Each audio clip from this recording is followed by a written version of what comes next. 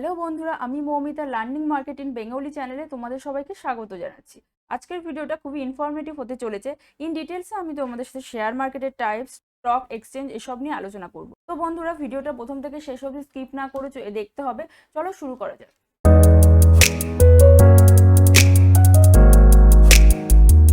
আমরা প্রথমেই আসছি স্টক মার্কেট কয় প্রকার।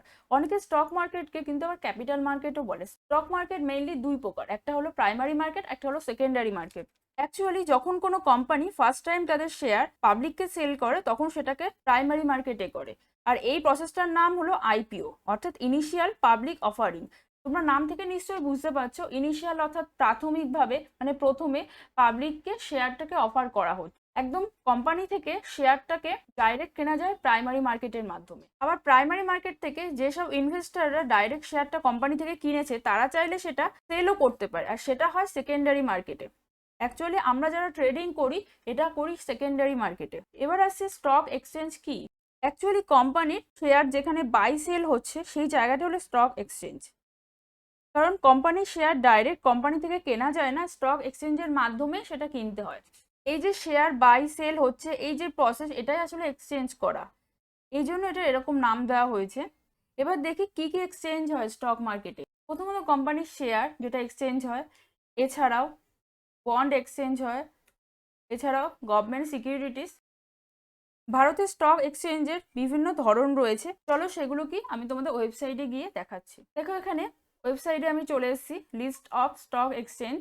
এখানে কি রয়েছে, অ্যালফাবেটিক অর্ডারে সাজানো রয়েছে। প্রথমত বিএসসি রয়েছে, বোম্বে স্টক এক্সচেঞ্জ, তারপরে ক্যালকাটা স্টক এক্সচেঞ্জ, তারপরে metropolitan stock exchange of India limited, একদম শেষে রয়েছে national stock exchange of India limited. তো এই টোটাল যে স্টক মার্কেট সেটা যার আন্ডারে চালনা হয় তাকে বলে securities and exchange board of India, যার শর্ট টার্ম হলো সেবি। এবার এর মধ্যে মেইনলি দুটো এক্সচেঞ্জ বেশি পপুলার।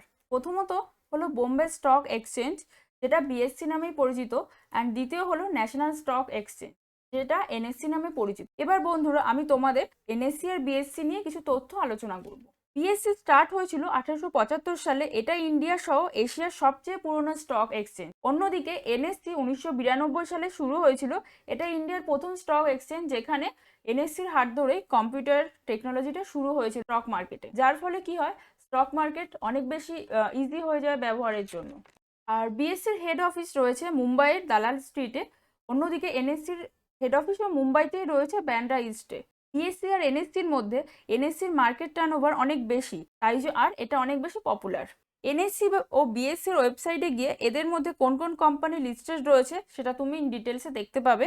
অ্যাকচুয়ালি এক্সচেঞ্জ বায়ারকে সেলার আর সেলারকে বায়ার খুঁজতে সাহায্য করে, কিন্তু এখানে যে যে কোম্পানি লিস্টেড রয়েছে আমি চাইলেই কিন্তু সেখান থেকে শেয়ার কিনতে পারবো, ডাইরেক্ট কেনা সম্ভব নয়। এক্সচেঞ্জের নিজস্ব কিন্তু রেজিস্টার মেম্বার রয়েছে, যাকে টেকনিক্যাল টার্মে আমরা ডিপোজিটারি পার্টিসিপেন্ট বলি, যার আরেক নাম হলো ব্রোকার। তোমরা এখানে দেখতে পাচ্ছ সেলারকে ব্রোকারের থ্রুতে এনএসসি বা বিএসসি তে সেল করতে হবে, আবার একইভাবে বায়ার কি করবে এনএসসি বা বিএসসি থেকে শেয়ারটা কিনতে পারবে কিন্তু ব্রোকারের থ্রুতে।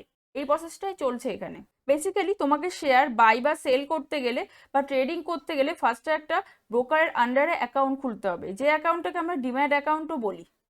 চলো দেখি ইন্ডিয়াতে যে ব্রোকারগুলো রয়েছে তার মধ্যে কোন কোনগুলো পপুলার রয়েছে। দেখো এখানে আমি ওয়েবসাইটে চলে এসেছি, top stock brokers in India. তো প্রথমেই রয়েছে জিরোধা, জিরোধা সব থেকে বেশি পপুলার, তারপরে আপস্টক, তারপরে অ্যাঞ্জেল ব্রোকিং, তারপরে ইন্ডিয়া ইনফোলাইন।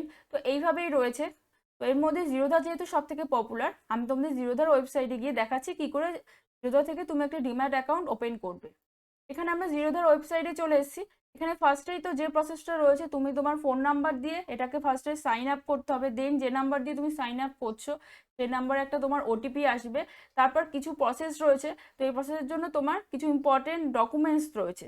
তো যে যে ডকুমেন্টস রয়েছে সেগুলো একটু আমরা দেখি কি কি।